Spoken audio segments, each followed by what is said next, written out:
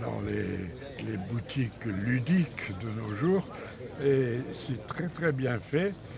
Il y a la seule petite critique que je me suis permis de faire, c'est qu'il y a une salle qui s'appelle la salle d'état-major où on a prévu toutes, tous les problèmes, si vous voulez, du débarquement qui ont été quand même considérables.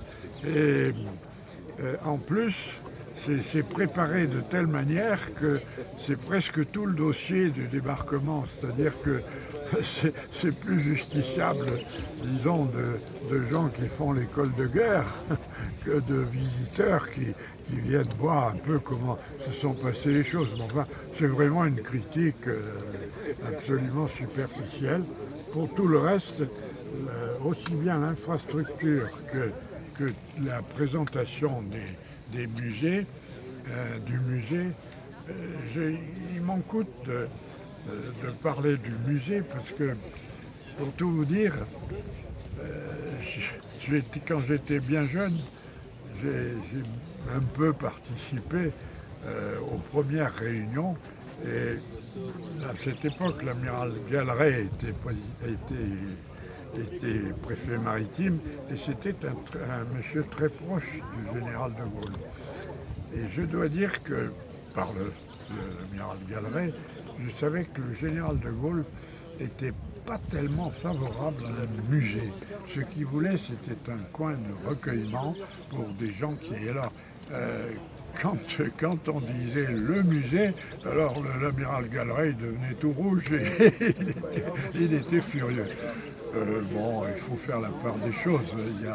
Il y a Ça n'empêche pas que dans l'esprit du général de Gaulle, c'était essentiellement un endroit de recueillement avec un mausolée et puis où se retrouvaient les gens qui avaient participé et qui retrouvaient non seulement des souvenirs, mais certains souvenirs qui étaient marqués d'un certain héroïsme quand même.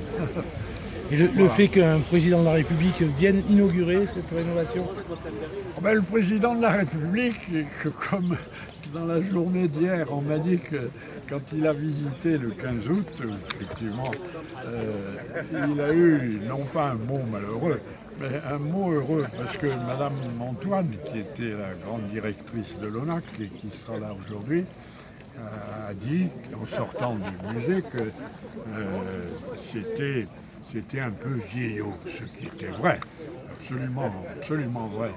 Et à ce moment-là, le président a dit, eh bien c'est entendu, on va faire quelque chose. Il ne s'est pas tout à fait rendu compte qu'en disant ça, on a vu arriver toute une armée d'architectes, et bon, mais c'est une bonne chose.